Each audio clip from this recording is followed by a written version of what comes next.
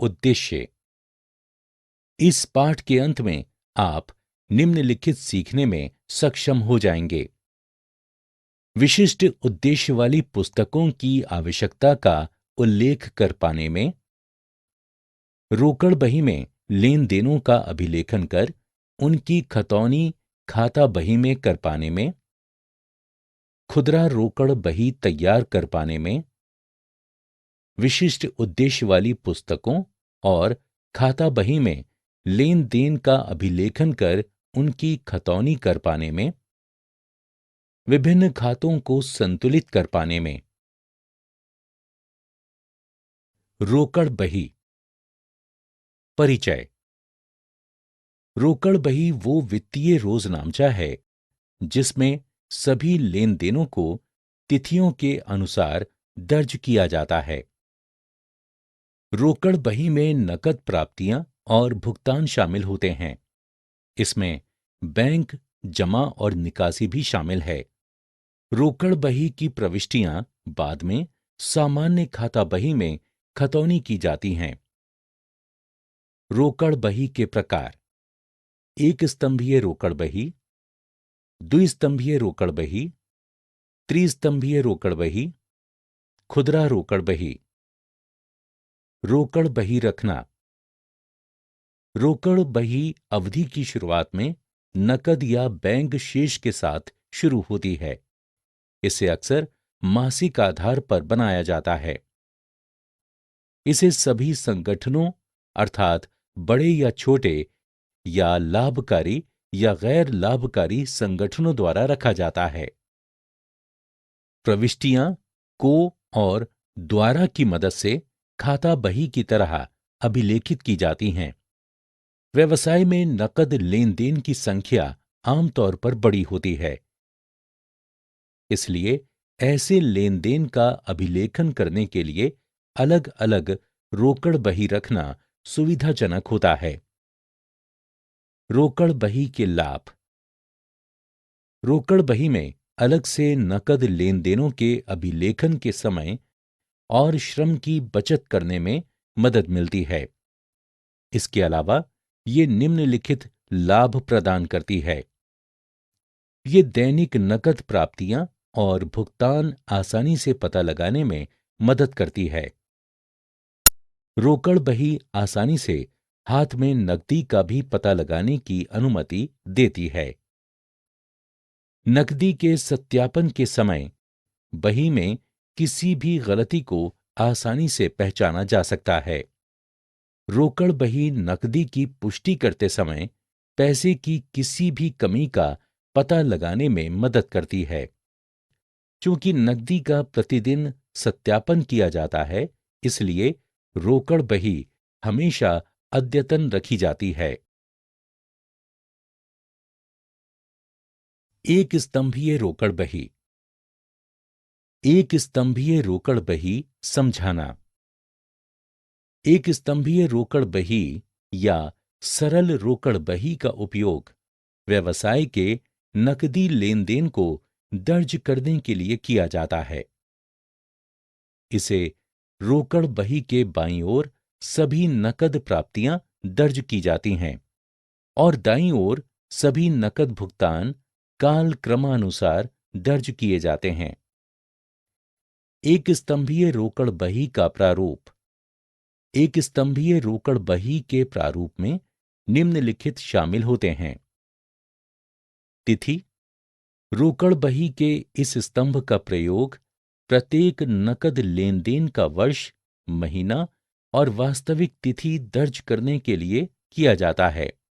यह स्तंभ नकदी की प्राप्ति या भुगतान से जुड़े व्यवसाय के प्रत्येक लेन देन का कालक्रमानुसार अभिलेखन सुनिश्चित करता है। विवरण। इस स्तंभ में प्रत्येक नकद लेन देन के परिणाम स्वरूप नाम या जमा किए जाने वाले खाता शीर्षकों का अभिलेखन किया जाता है। खाता बही पृष्ठ। इस स्तंभ में रोकड़ बही के विवरण स्तंभ में नामित प्रत्येक खाता बही की पृष्ठ संख्या शामिल होती है। राशि। इस पुस्तक का ये राशि स्तंभ प्रत्येक नकद लेन देन का मौद्रिक मूल्य दर्ज करने के लिए उपयोग किया जाता है। एक स्तंभीय रोकड़ बही खतौनी करना। एक, रोकड़ बही का शेष बी या डी आरंभिक शेष और शेष सी या डी अंतिम शेष खतौनी नहीं किया जाता है। 2, रोकड़ बही के नाम पक्ष या प्राप्ति पक्ष पर प्रविष्टियां खाता बही में प्रासंगिक खातों के जमा पक्ष में खतौनी की जाती हैं। 3, रोकड़ बही के जमा पक्ष या भुगतान पक्ष पर प्रविष्टियां खाता बही में प्रासंगिक खातों के नाम पक्ष में खतौनी की जाती हैं। द्विस्तंभीय रोकड़ बही। द्विस्तंभीय रोकड़ बही को समझना। दो स्तंभों वाली रोकड़ बही या द्विस्तंभीय रोकड़ बही में दोनों ओर नाम और जमा दो मनी कॉलम होते हैं। ये दो मनी कॉलम नकद और बैंक कॉलम होते हैं। द्विस्तंभीय रोकड़ बही का प्रारूप। द्विस्तंभीय रोकड़ बही के प्रारूप में निम्नलिखित शामिल हैं: तारीख, विवरण, खाता बही पृष्ठ, नकद राशि, बैंक राशि। द्विस्तंभीय रोकड़ बही के लाभ। द्विस्तंभीय रोकड़ बही के निम्नलिखित लाभ हैं: 1, द्विस्तंभीय रोकड़ बही के बैंक कॉलम में की गई प्रविष्टियां डबल एंट्री सिस्टम का हिस्सा होती हैं और इसलिए खाता बही में एक अलग बैंक खाता खोलने की जरूरत नहीं होती है। इससे समय, श्रम और लागत की बचत होती है। 2, नकद और बैंक लेन देन दोनों एक ही पुस्तक में दर्ज किए जाते हैं, इसलिए नकद और बैंक शेष दोनों एक ही पुस्तक से आसानी से उपलब्ध होते हैं। इस प्रकार ऐसा कहा जाता है कि द्विस्तंभीय रोकड़ बही में दो खाते होते हैं, नकद खाता और बैंक खाता। लेन देनों का अभिलेखन। सभी नकद प्राप्तियों को नाम पक्ष पर नकद स्तंभ में दर्ज करना होता है और पुस्तक के जमा पक्ष पर नकदी स्तंभ में नकद भुगतान दर्ज किया जाना होता है। यदि किसी देनदार या ग्राहक से नकदी प्राप्त होती है और उसे उसी दिन बैंक खाते में जमा किया जाता है तो प्रविष्टि नाम पक्ष में बैंक कॉलम में की जाएगी। विशिष्ट उद्देश्य पुस्तकों की आवश्यकता। विशिष्ट उद्देश्य पुस्तकें आरंभिक प्रविष्टि की पुस्तकें होती हैं जिनका उपयोग समान प्रकृति के लेन देन को दर्ज करने के लिए किया जाता है। इन लेन देनों को काल क्रमानुसार दर्ज किया जाता है। इन पुस्तकों को सहायक पुस्तक के रूप में भी जाना जाता है। ये पुस्तकें रोजनामचे का उपविभाजन हैं। इन्हें प्राइम एंट्री या आरंभिक प्रविष्टि की पुस्तकों के रूप में भी जाना जाता है क्योंकि सभी लेन देनों को उनके मूल रूप में दर्ज किया जाता है। इन पुस्तकों में लेन देन का विवरण उसी प्रकार दर्ज किया जाता है जिस प्रकार वे दिन प्रतिदिन वर्गीकृत तरीके से होते हैं। इन पुस्तकों को उन लेन देनों के लिए रखा जाता है जो प्रकृति में नियमित और दोहराए जाने वाले होते हैं। विशिष्ट या सहायक पुस्तकों के प्रकार। क्रय रोजनामचा पुस्तक सभी उधार क्रय दर्ज करने के लिए उपयोग की जाती है।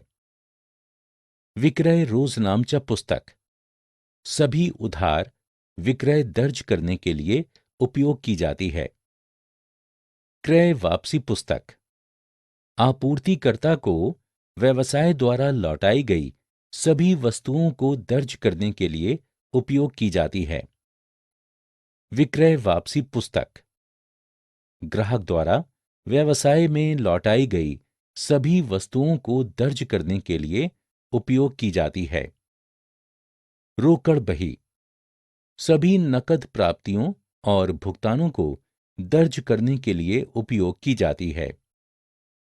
मुख्य रोजनामचा उन लेन देनों को दर्ज करने के लिए उपयोग किया जाता है जिनके लिए कोई अलग पुस्तक नहीं है।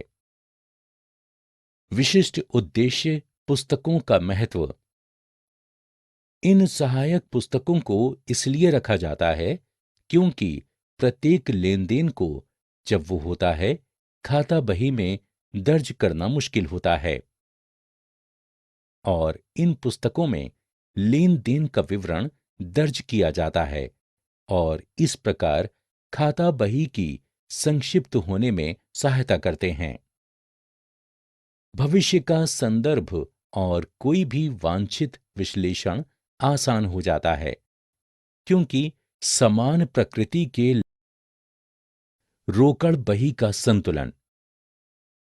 परिचय रोकड़ बही एक प्रकार की सहायक पुस्तक होती है जिसमें प्राप्त किए गए रोकड़ और भुगतान किए गए रोकड़ सहित सभी नकद लेन देनों को तिथियों के अनुसार दर्ज किया जाता है। ये वित्तीय रोजनामचा होता है जिसमें सभी नकद प्राप्तियां और भुगतान शामिल होते हैं जिनमें बैंक जमा और निकासी शामिल है। रोकड़ बही के प्रकार एक स्तंभीय रोकड़ बही, द्विस्तंभीय रोकड़ बही, त्रिस्तंभीय रोकड़ बही, खुदरा रोकड़ बही। रोकड़ बही रखना रोकड़ बही प्रारंभिक प्रविष्टि की पुस्तक और खाता बही दोनों उद्देश्यों को पूरा करती है। किसी अवधि की शुरुआत में रोकड़ बही नकद शेष या बैंक शेष के साथ शुरू होती है। इसे अक्सर मासिक आधार पर बनाया जाता है। इसे सभी संगठनों अर्थात बड़े या छोटे या लाभकारी या गैर लाभकारी संगठनों द्वारा रखा जाता है। रोकड़ बही का संतुलन समझना रोकड़ बही के बाईं ओर सभी नकद प्राप्तियां यानी नाम दर्ज की जाती हैं और दाईं ओर नकद भुगतान से संबंधित लेन देन यानी क्रेडिट दर्ज किए जाते हैं। रोकड़ बही का संतुलन उसी तरह किया जाता है जिस तरह खाता बही में खाते का किया जाता है। रोकड़ बही में हमेशा नाम शेष होता है क्योंकि अवधि की शुरुआत में नकद भुगतान कभी भी नकद प्राप्तियों और हाथ में नकदी शेष से अधिक नहीं हो सकता है। नकद प्राप्तियों का स्रोत दस्तावेज आमतौर पर रोकड़िया द्वारा जारी रसीद की डुप्लीकेट प्रति होती है। बीजक, बिल, रसीद इत्यादि जैसे दस्तावेज जिसके आधार पर भुगतान किया गया होता है स्रोत दस्तावेज के रूप में कार्य करते हैं। खुदरा रोकड़ बही परिचय खुदरा रोकड़ बही लेखांकन की पुस्तकों में से एक है जिसका उपयोग छोटे या कम मूल्य वाले खर्चों को दर्ज करने के लिए किया जाता है। उदाहरण के लिए दैनिक मजदूरी, टिकट, डाक और हैंडलिंग, स्टेशनरी, ढुलाई भाड़ा इत्यादि। दैनिक या अक्सर किए जाने वाले ये छोटे मोटे खर्च बड़ी मात्रा में होते हैं लेकिन मूल्य में महत्वहीन होते हैं। ऐसे खर्चों को दर्ज करने के लिए एक अलग पुस्तक रखी जाती है जिसे खुदरा रोकड़ बही के रूप में जाना जाता है। खुदरा रोकड़ बही का प्रारूप इसमें भुगतान पक्ष यानी जमा पर राशि के लिए कई स्तंभ होते हैं। प्रत्येक भुगतान स्तंभ विशिष्ट भुगतान की मदों के लिए आवंटित किया जाता है जो सबसे आम होते हैं। अंतिम राशि स्तंभ विविध होता है, जिसके बाद टिप्पणियां स्तंभ होता है। जिस भुगतान के लिए अलग स्तंभ नहीं होता है, उसे विविध स्तंभ में दर्ज किया जाता है। टिप्पणियों में भुगतान की प्रकृति दर्ज की जाती है। सभी राशि स्तंभों का अवधि के अंत में कुल योग किया जाता है। प्राप्ति नाम पक्ष पर केवल एक राशि स्तंभ होता है। प्राप्तियों और भुगतान दोनों के लिए तिथि, प्रमाणक संख्या और विवरण स्तंभ सामान्य होते हैं। खुदरा रोकड़ बही रखना, पेश की प्रणाली। खुदरा रोकड़ बही सामान्य या पेशगी प्रणाली द्वारा रखी जा सकती है। खुदरा रोकड़ बही की पेशगी प्रणाली के तहत प्रधान रोकड़िया किसी विशेष अवधि के व्यय को पूरा करने के लिए अग्रिम में खुदरा रोकड़िया को एक निश्चित या नियत राशि आवंटित करता है। खुदरा रोकड़िया को अपने द्वारा किए गए व्यय का विवरण अवधि के अंत में प्रधान रोकड़िया को प्रस्तुत करना होता है। खुदरा रोकड़िया जितनी राशि प्राप्त करता है, उससे अधिक नहीं व्यय कर सकता है। क्रय रोजनामचा पुस्तक। परिचय। क्रय रोजनामचा या क्रय रोजनामचा पुस्तक विशिष्ट रोजनामचा होती है, जिसका उपयोग उधार क्रय दर्ज करने के लिए किया जाता है। इस रोजनामचा में माल के क्रय के समय आपूर्तिकर्ताओं से प्राप्त बीजक के आधार पर प्रविष्टियां की जाती हैं। इसमें केवल आपूर्तिकर्ताओं से उधार क्रय शामिल होता है। प्रारूप और अभिलेखन प्रक्रिया। इस पुस्तक में प्रविष्टियां दर्ज करने के लिए स्रोत दस्तावेज माल की आपूर्ति से फर्म द्वारा प्राप्त बीजक और बिल हैं। क्रय रोजनामचा में निम्नलिखित 5 स्तंभ होते हैं। स्तंभांक स्तंभ का उपयोग माल की क्रय की तारीख दर्ज करने के लिए किया जाता है।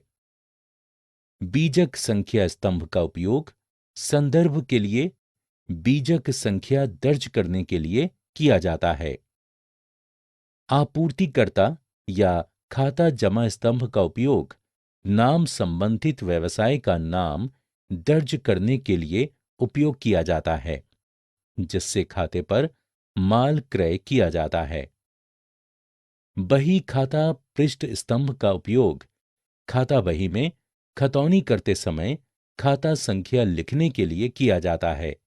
ये इंगित करता है कि खतौनी की गई है। राशि स्तंभ का उपयोग बीजक की राशि दर्ज करने के लिए किया जाता है। क्रय रोजनामचा खतौनी करना। क्रय रोजनामचा की प्रविष्टियां जमा पक्ष पर प्रासंगिक राशि के साथ संबंधित खातों में खतौनी की जाती हैं।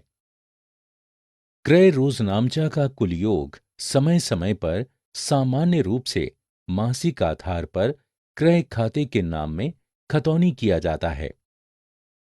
हालांकि यदि लेन देनों की संख्या बहुत बड़ी है, तो ये कुल योग और खतौनी दैनिक, साप्ताहिक या पाक्षिक जैसे किसी अन्य सुविधाजनक समय अंतराल पर की जा सकती है।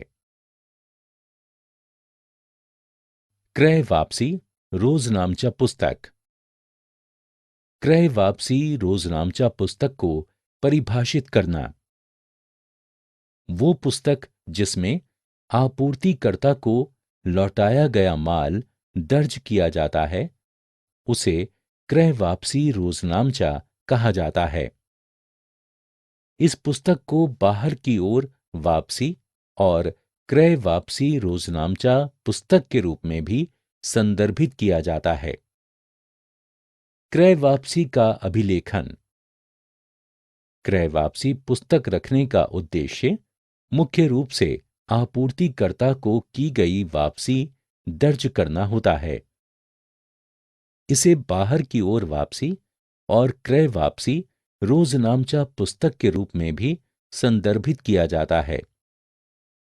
क्रय वापसी के सभी प्रमाणक क्रय वापसी रोजनामचा पुस्तक में दर्ज किए जाते हैं।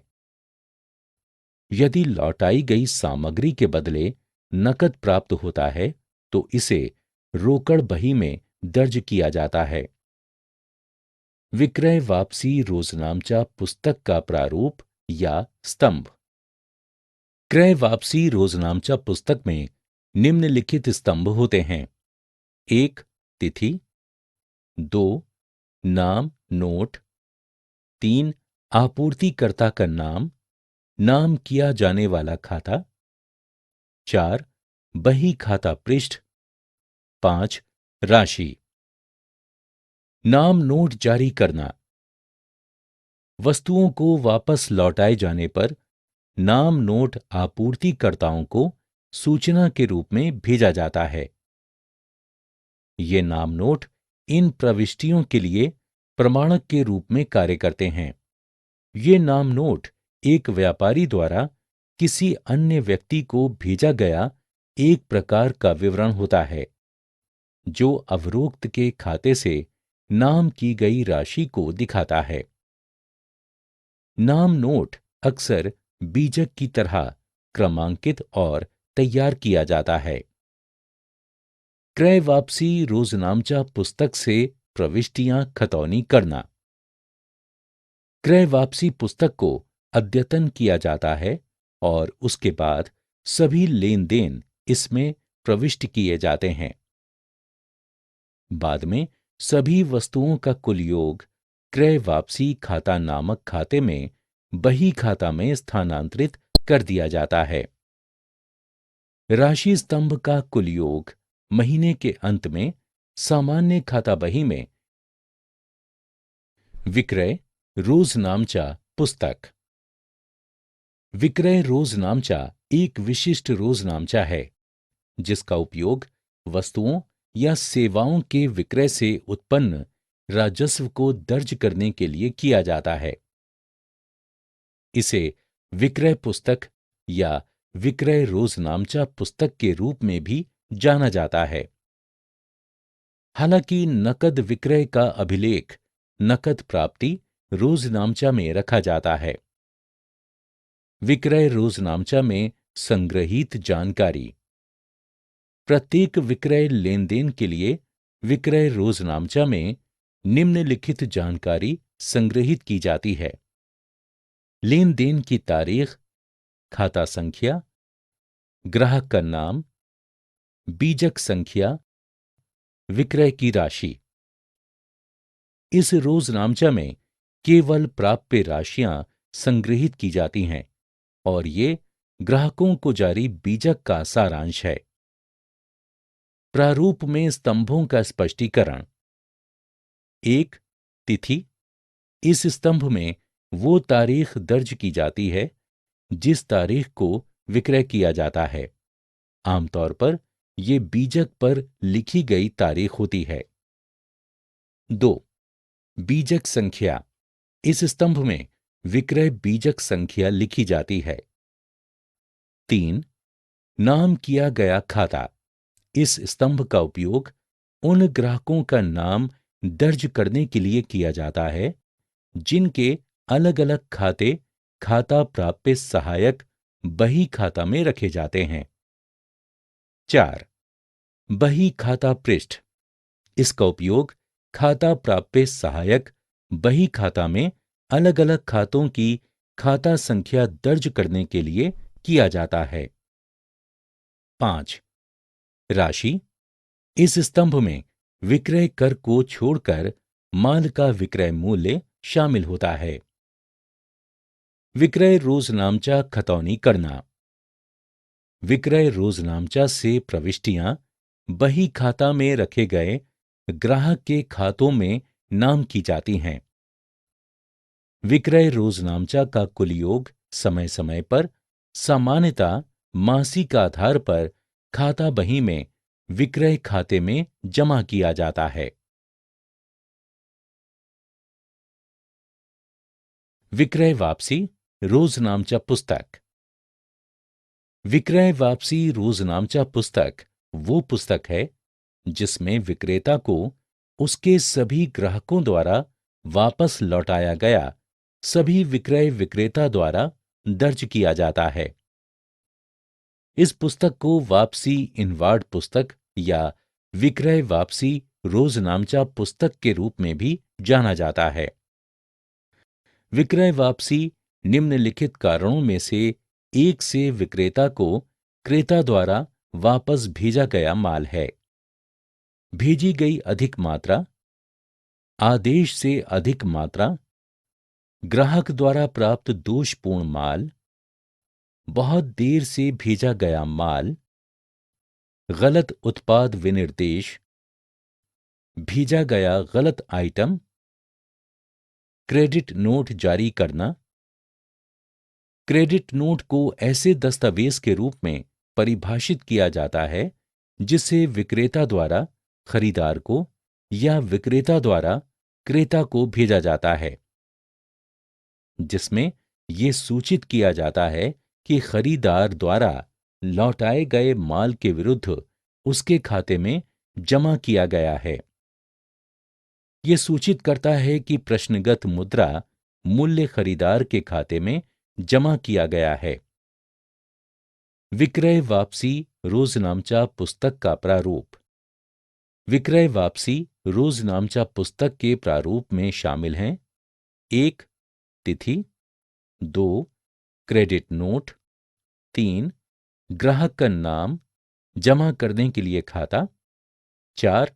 खाता बही पृष्ठ, 5. राशि। विक्रय वापसी रोजनामचा पुस्तक में प्रविष्टियां खतौनी करना। सबसे पहले विक्रय वापसी पुस्तक अद्यतन किया जाता है और बाद में सभी लेन देन उसमें प्रविष्ट किए जाते हैं। वस्तुओं का कुल योग विक्रय वापसी खाता नामक खाते में खाता बही में स्थानांतरित कर दिया जाता है। निम्नलिखित रोजनामचा प्रविष्टियों की सहायता से राशि स्तंभ का कुल योग मासिक आधार पर सामान्य खाता बही में खतौनी पोस्ट किया जाता है। विक्रय वापसी खाता नाम देनदार खाता में जमा। मुख्य रोजनामचा। मुख्य रोजनामचा या विशिष्ट रोजनामचा। मुख्य रोजनामचा आरंभिक प्रविष्टि की महत्वपूर्ण पुस्तकों में से एक है। इसमें विविध जमा लेन देन शामिल होते हैं जिन्हें किसी अन्य पुस्तक में दर्ज नहीं किया जाता है। इसे विशिष्ट रोजनामचा भी कहा जाता है। ये वो सहायक पुस्तक है जिसमें सभी नहीं बल्कि केवल कुछ विशेष प्रकार के लेन देन दर्ज किए जाते हैं। इसका उपयोग आधुनिक लेखांकन में प्रतिबंधित है। मुख्य रोजनामचा में लेन देनों का अभिलेखन। मुख्य रोजनामचा पुस्तक में नाम और जमा के नियमों के आधार पर रोजनामचा प्रविष्टियां पारित करके लेन देन दर्ज किए जाते हैं। मुख्य रोजनामचा में दर्ज किए गए लेन देनों के उदाहरण हैं: वे लेन देन जो बकाया व्यय, भंडार और व्यवस्था, अर्जित आय, पूंजी पर ब्याज, स्वामी द्वारा वस्तुओं और परिसंपत्तियों की निकासी, कुछ कारणों से वस्तुओं की हानि, वस्तुओं के वितरण, मुफ्त नमूने और उधार खरीद और भूमि, भवन, मशीनरी और फर्नीचर जैसी अन्य परिसंपत्तियों की बिक्री से संबंधित होते हैं। मुख्य रोजनामचा में दर्ज की गई प्रविष्टियों के प्रकार। ए. आरंभिक प्रविष्टियां। ये वे प्रविष्टियां हैं जो लेखांकन वर्ष की शुरुआत में खातों को खोलने के लिए आवश्यक हैं। बी. हस्तांतरण प्रविष्टियां। ये प्रविष्टियां एक खाते से दूसरे खाते में हस्तांतरण दर्ज करती हैं।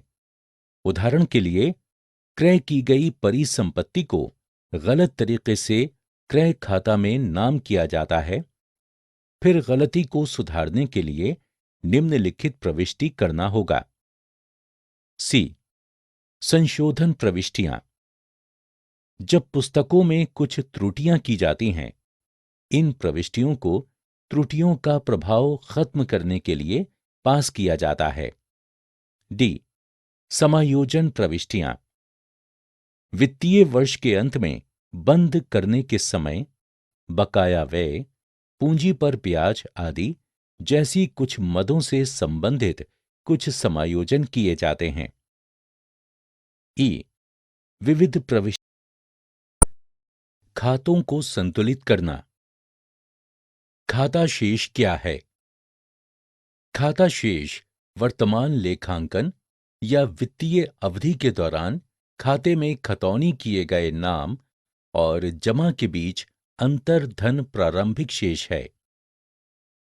सभी खाते एक लेखांकन अवधि से अगली तक शेष नहीं बनाए रखते हैं। प्रत्येक लेखांकन चक्र के अंत में अस्थायी खाते स्थायी खातों के लिए बंद कर दिए जाते हैं, जो अगली लेखांकन अवधि तक शेष आगे ले जाते हैं। सभी खातों में या तो नाम या जमा शेष होता है।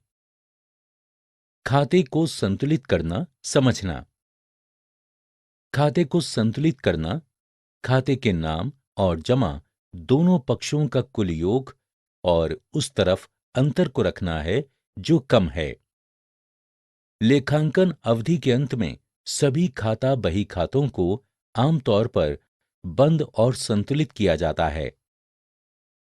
लेखांकन अवधि के अंत में आमतौर पर महीने या वर्ष के अंत में प्रत्येक खाता बही खाते पर शेष प्राप्त करना आवश्यक होता है, ताकि लेखांकन चक्र के हिस्से के रूप में तलपट बनाया जा सके। इस प्रक्रिया को खातों को संतुलित करने के रूप में जाना जाता है। खातों को संतुलित करने के चरण। खातों को संतुलित करने में शामिल विभिन्न चरणों को निम्नानुसार दिया गया है। 1. खाते के दोनों पक्ष का योग किया जाता है। 2. दोनों पक्षों का अंतर पता लगाया जाता है। 3. यदि नाम पक्ष का कुल योग जमा पक्ष से अधिक होता है तो इसे नाम शेष के रूप में जाना जाता है और विवरण स्तंभ में शेष सी या डी द्वारा या शेष सी या ओ द्वारा या शेष सी या एफ द्वारा शब्दों को लिखकर जमा पक्ष पर अंतर प्रविष्ट किया जाता है। 4. यदि जमा पक्ष का कुल योग नाम पक्ष के कुल योग से अधिक होता है तो इसे जमा शेष के रूप में जाना जाता है और विवरण स्तंभ में शेष सी या डी को या शेष सी या ओ को या शेष सी या एफ को शब्दों को लिखकर नाम पक्ष पर अंतर प्रविष्ट किया जाता है। सारांश। ये अध्याय लेखांकन में विशिष्ट उद्देश्य वाली पुस्तकों और उनके महत्व का वर्णन करता है। ये अध्याय अंतर्दृष्टि प्रदान करता है। विभिन्न प्रकार की रोकड़ बहियों के बारे में, क्रय रोजनामचा पुस्तक के बारे में, क्रय वापसी रोजनामचा पुस्तक के बारे में, विक्रय रोजनामचा पुस्तक के बारे में, विक्रय वापसी रोजनामचा पुस्तक के बारे में, खुदरा रोकड़ बही के बारे में।